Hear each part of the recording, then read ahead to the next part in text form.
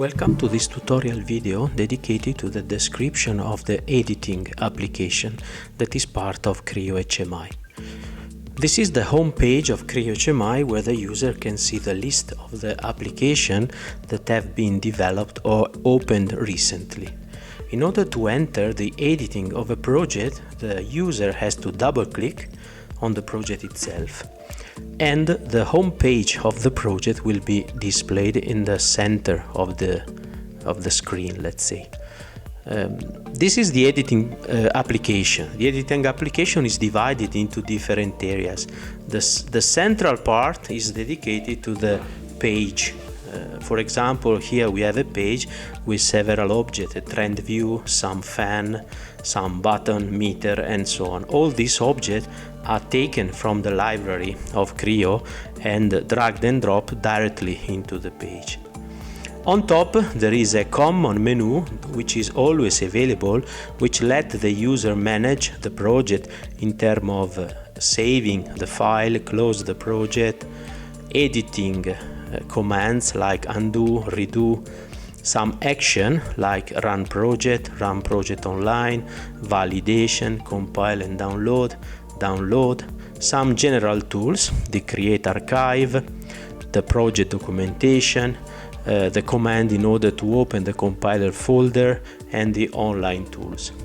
The view lets the user define which are the project components, the events, validation, so which are the different windows that has to be displayed, and the help let the user open the about window and open the online help and the updates.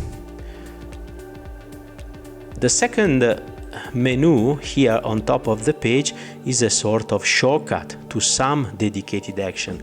For example, these two arrows give the user the possibility of navigate inside the application. It means the user can at any time go back to the previous action and to the next action. So there is a sort of queue where the action have been recorded, so the user can simply jump from one action to the other. This is in order to save the project, run the project in offline mode, so start the offline simulation of the project, start the online simulation, so it means the user can run the application and connecting the PLC or the controller directly to the communication port of the laptop, the user have the possibility of the displaying and modifying the real values of the variable. This icon is for the compile and download, so the application can be compiled and downloaded to the target. This is for the download, so without compiling, in order to reduce the time which is necessary before preparing the compiled file. Then we have the undo and the redo, so it means we can go back and following step by step the action that we have done.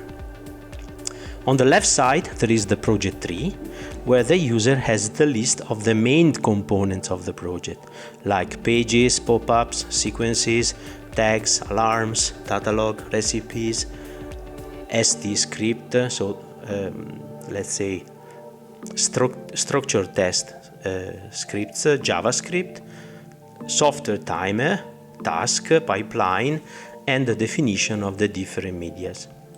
A second general menu is named setting, and here there are some general windows dedicated to information of the project, like the different languages define the application, the dictionary, the units, the user and the password, the management of the notification, and the connection to the PLC or to external controller.